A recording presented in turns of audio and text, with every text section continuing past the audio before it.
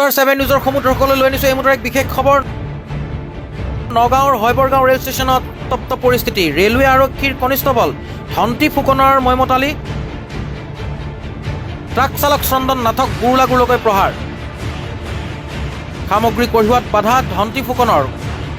কনিষ্টবলজনৰ শাস্তিৰ দাবী ট্ৰাক চালক সন্থাৰ। সামগ্ৰী নকঢ়িওৱাৰ ভাবুকি চালক সন্থাৰ। পুনৰ জনাব বিচাৰিছোঁ ৰাফতাৰ 7 নিউজৰ সমূহ দৰ্শকলৈ এই মুহূৰ্তৰ এক বিশেষ খবৰ। নগাঁৱৰ হৈবৰগাঁও ৰেল ষ্টেচনত উত্তপ্ত পৰিস্থিতি।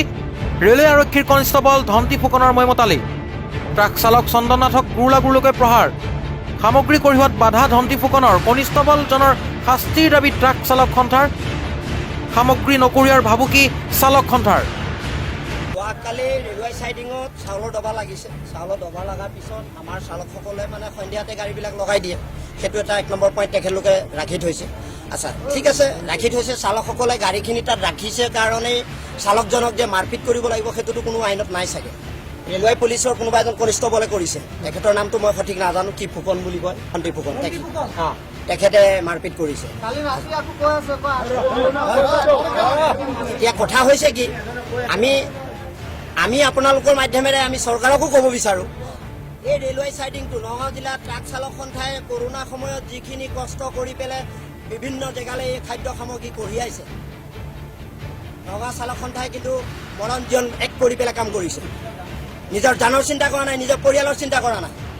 কিন্তু আজি সেই মুহূৰ্তত সাধাৰণ এটা ভুলৰ কাৰণে নগাঁও জিলা ট্ৰাক চালক সন্থাৰ এজন সদস্য চন্দন নাথক RPFৰ কনিষ্টবলজনে এনেধৰণে মাৰপিট কৰিছে, তাত আৰু ক'বলগীয়া একো নাই। মানিছোঁ তেওঁ ভুল কৰিছে, তেওঁ কিবা এটা ভুল কৰিছে, মিছবিহেভ কৰিছে, তেওঁক লকআপত আনি সোমোৱাই থওক। এই লকআপখন কিয় দিছে তেওঁলোকক? যদি তেওঁলোকৰ হাততে আইন আছে, কোৰ্ট কাছাৰী কিয় দিছে? কি কাৰণে কোৰ্ট কাছাৰী আছে তেওঁলোকৰ ওচৰত? তেওঁলোকে যদি মাৰপিট কৰি বিচাৰ শেষে কৰিব পাৰে। আমাৰ সিদ্ধান্ত এটাই, যেতিয়ালৈকে এই কনিষ্টবলজনে আহি পেলাই আমাৰ ওচৰত ভুল স্বীকাৰ নকৰে তেতিয়ালৈকে আমি ডবা খুলিব নিদিওঁ। 1 নম্বৰ কথা। 2 নম্বৰ কথা, সেই চালকজনৰ ভৰণ পোহৰ যেতিয়ালৈকে চালকজনে সুস্থ হৈ উঠিব নোৱাৰে তেতিয়ালৈকে সেই কনিষ্টবলজনে তেওঁক খোৰাকি দি থাকিব লাগিব, দায়িত্ব ল'ব লাগিব।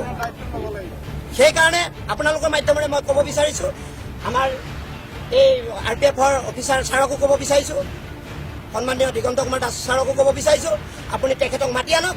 তেখেতে মাতি আমাৰ ওচৰত ভুল স্বীকাৰ কৰিব লাগিব আৰু উদূৰ ভৱিষ্যতেও যাতে ইয়াত কোনো চালকে সন্ধিয়াতে গাড়ী লগাব নোৱাৰে সেইখিনিও আমি নগাঁও জিলা ট্ৰাক চালক সন্থা আৰু মালিক সন্থা যুটীয়াভাৱে মিলি পেলাই আমি তেখেতলোকৰ ওচৰত লিখিত দিম। তেখেতলোকে লিখিত দিব লাগিব।